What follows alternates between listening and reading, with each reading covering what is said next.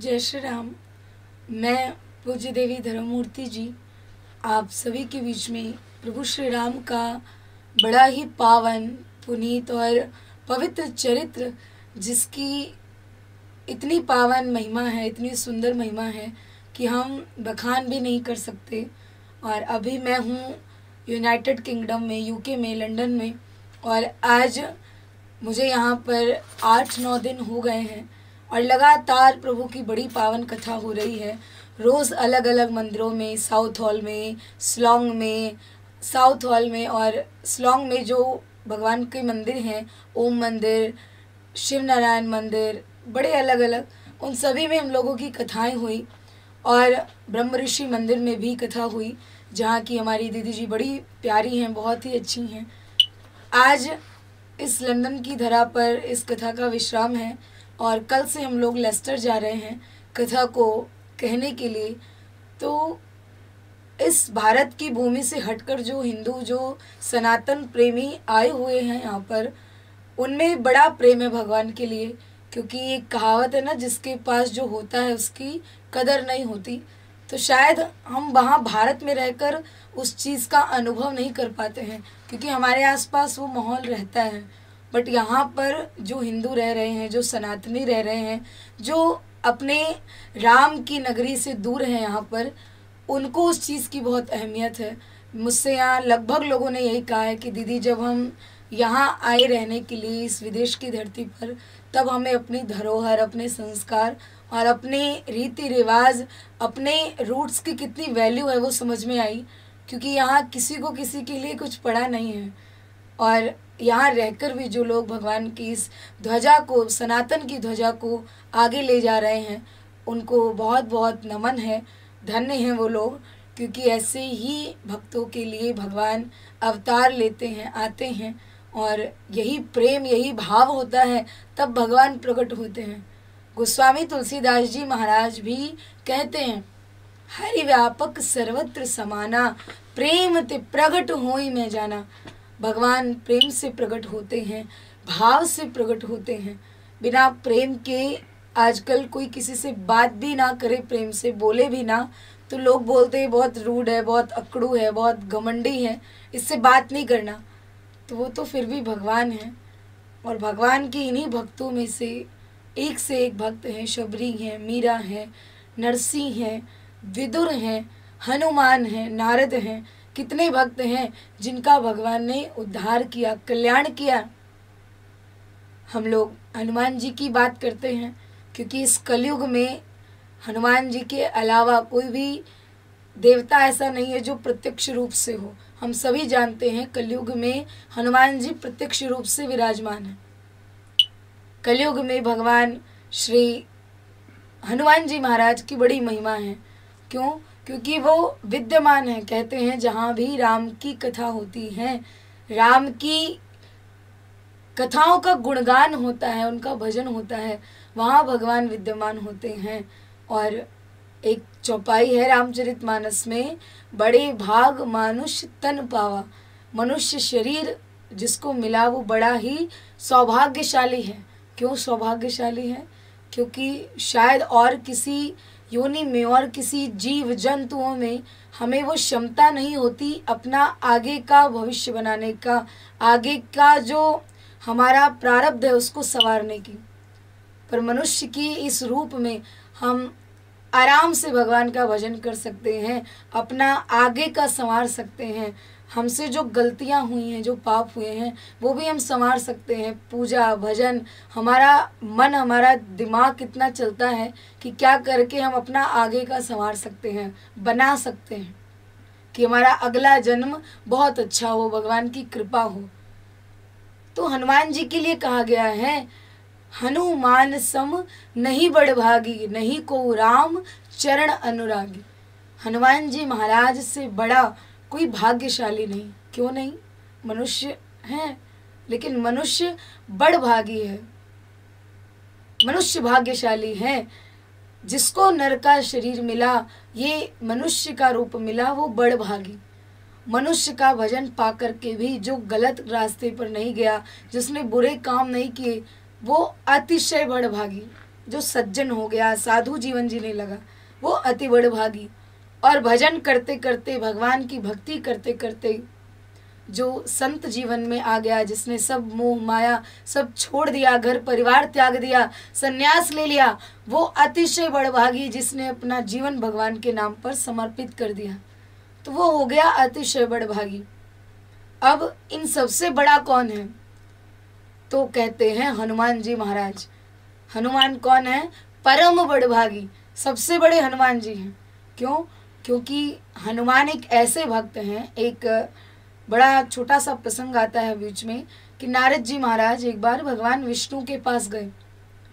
भगवान अपने क्षीर सागर में विश्राम कर रहे थे, आराम कर रहे थे। थोड़ी देर में नारद जी पहुँचे, नारायण नारायण करते हुए, और जा कर के उन्होंने देखा भगवान विश्राम कर रहे हैं, तो अपना इधर उधर भ्रमण करने लगे।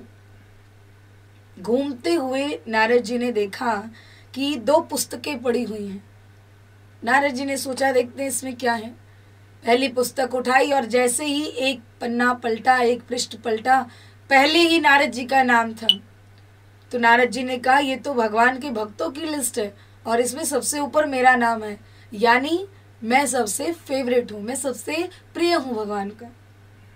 दूसरी पुस्तक उठाई, उसमें सबसे ऊपर नारद जी का नाम, हनुमान जी का नाम।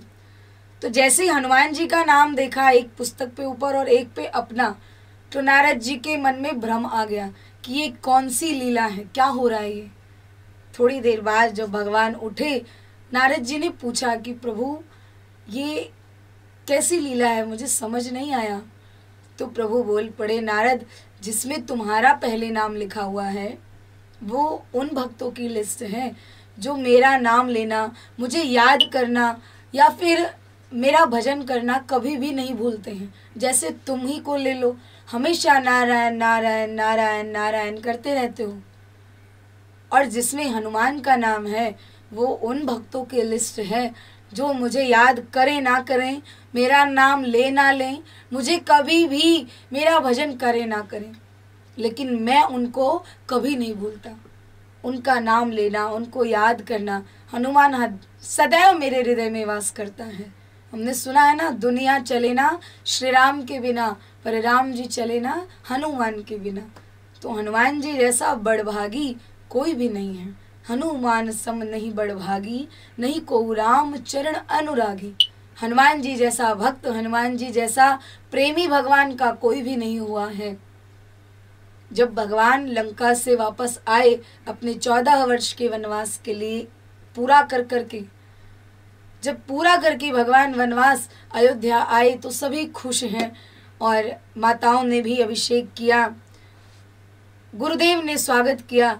धीरे धीरे समय बीता, सब लोग अपने अपने रास्ते हो गए, सब अपने अपने काम में व्यस्त हो गए। भगवान और माँ जानकी एक दिन बैठे हुए हैं। माता जानकी ने बात छेड़ी कि प्रभु आपने वनवास से आने के बाद में सबका कल्याण किया, सबको खुशी दी और किसी न किसी को कोई एक ना एक पद जरूर दिया। सुग्रीव को किष्किंधा दे दिया, विभीषण को लंका दे दी, खुद आप अयोध्या के राजा बन गए। किसी न किसी को एक ना एक पद दिया आपने, एक ना एक अपॉर्चुनिटी दी। बट एक हनुमान ही ऐसा है जिसको आपने कुछ भी नहीं दिया, जबकि हनुमान ने ही सबसे ज़्यादा मेहनत की, समुद्र पार किया, मुझसे मिलने गया, मुझे अंगूठी दी, मुझ तक सूचना पहुंचाई, मुझे शांति दी कि आप आओगे, लंका जलाई, वापस आपको लेकर गए, फिर गए। तो सबसे ज़्यादा मेहनत हनुमान जी ने की, उनको क्यों नहीं आपने कुछ किया? राम जी ने कहा कि हाँ ये तो मुझसे भूल हुई है, चलो देर सही अभी पूछ लेंगे। हनुमान जी को अगले ही दिन सभा में बुलाया प्रभु ने और पूछ पड़े, हनुमान तुम्हें क्या चाहिए? मैं क्षमा प्रार्थी हूँ, तुम्हें जो भी लेना है तुम मुझसे ले लो, मैं भूल गया था कि मैंने तुमको कुछ भी नहीं दिया, मांगो क्या मांगते हो। हनुमान जी जोर जोर से हंसने लगे कि आपको किसने कह दिया कि मैंने कुछ नहीं पाया, मुझे कुछ नहीं मिला? ऐसा किसने कहा आपको? राम जी ने कहा, जानकी जी को देखा कि आप तो कह रही थी कुछ नहीं दिया, ये कह रहे हैं मुझे तो सब कुछ मिल गया। राम जी भी सोच में पड़ गए कि मैंने दिया क्या है इसको। बड़ा सोचने विचारने के बाद राम जी ने फिर पूछा कि हनुमान तुम हंस क्यों रहे हो, क्या दिया तुमको, मुझे तो नहीं स्मरण, मुझे नहीं याद कि मैंने तुमको क्या दिया। हनुमान जी बोले अरे प्रभु मुझे तो आपने वो दिया जो किसी को भी नहीं दिया, सबको एक एक पद दिए आपने, पर मुझे 2 पद मिले। अब हनुमान जी की बात सुनकर राम जी और अचंभे में कि ऐसा क्या दे दिया जो मुझे ही नहीं पता। थोड़ी देर बाद जब राम जी को नहीं समझ में आया तो हनुमान जी से कह पड़े हनुमान बता भी दो क्या मिला। तो हनुमान जी अपने नेत्र सृजल करके हाथ जोड़कर प्रभु से कहते हैं कि प्रभु आपने मुझे वो दिया है जो किसी को भी नहीं मिला। क्या? एक आपके चरणों की सेवा, एक माता जानकी के चरणों की सेवा, मुझे दोनों के पैरों की सेवा, चरणों की सेवा मिली, आपके चरणों का दास मिला।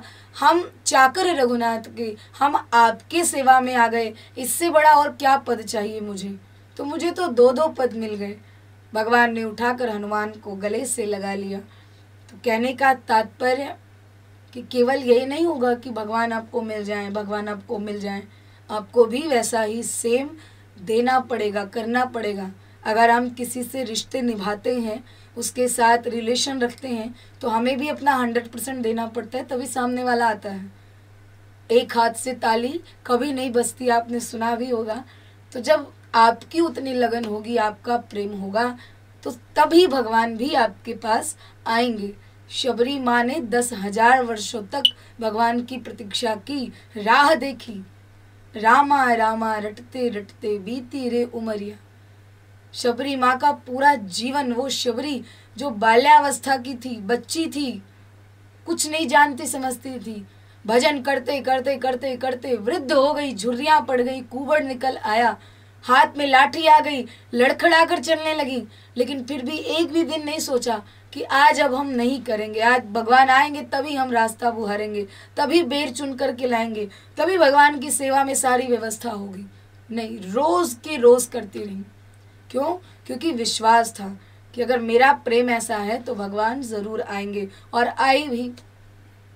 तो जब तक भाव नहीं है, प्रेम नहीं है, तब तक भगवान कभी भी नहीं आने वाले। और इस कथा को, इस नाम को, कौन सा नाम? राम का नाम। कलयुग केवल नाम आधारा, सुमिर सुमिर नर उतरहि पारा। और राम का नाम की महिमा क्या है?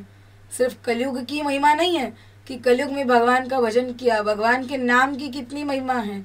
कहाँ कहाँ लगी नाम बढ़ाई, राम न सकहि नाम गुण गाई। भगवान खुद भी अपने नाम की महिमा नहीं गा सकते, क्योंकि भगवान तो सोच लेंगे कि चलो ठीक है, इसने कितने पुण्य किए, इसने कितने पाप किए, वो भले एक बार हिसाब मांग लें, बट भगवान का नाम कभी भी हिसाब नहीं मांगता। अगर अच्छे ने भजन किया तब तो मिलेगा ही, पर अगर बुरा है जो जीवन भर बुराई अन्याय करता रहा, उसने भी जीवन में एक बार भी राम का नाम ले लिया तो उसका कल्याण निश्चित है। तो जो भी लोग सुन रहे हैं, देख रहे हैं, आप लोगों से बस यही निवेदन है कि आप लोग चाहे भारत की भूमि पर हो, चाहे किसी भी देश विदेश में हो, आप हमारे सनातन धर्म को, हमारे हिंदुओं को, हमारे इस राम नाम की ध्वजा को आगे बढ़ाकर लेकर चलते रहें, ताकि जो भी हैं लोग वो हमारे इस धर्म को जानें कि सनातन कितना महान है, कितना धन्य है ये धर्म, कितना धन्य है हमारा सनातन, कितने धन्य है हमारे वैष्णव साधु संत, हमारे ऋषि मुनि, हमारी धरोहर कितनी बड़ी है। अगर एक एक जगह जाने लगे, मुझे नहीं लगता कि कोई अपने जीवन में भी भारत भ्रमण कर सकता है। इतने रंग, इतनी भाषाएं, इतने बोली चाली, इतने अलग अलग कल्चर्स, इतने अलग अलग नियम, इतने अलग अलग व्यवस्थाएं जो हमारे भारत में है, वो मुझे नहीं लगता किसी भी कल्चर में होगी। हर दूसरे राज्य में जाते ही भाषा बदला, भोजन बदला, वस्त्र बदले, सब कुछ अलग है। तो अपने इस धरोहर को, अपने इस रूट को, अपने इस संस्कार को बचा कर के रखें, और आप सभी स्वस्थ रहें, आनंदित रहें, भगवान का भजन करते रहें, क्योंकि जो नहीं राम का वो नहीं किसी काम का। जय श्री राम।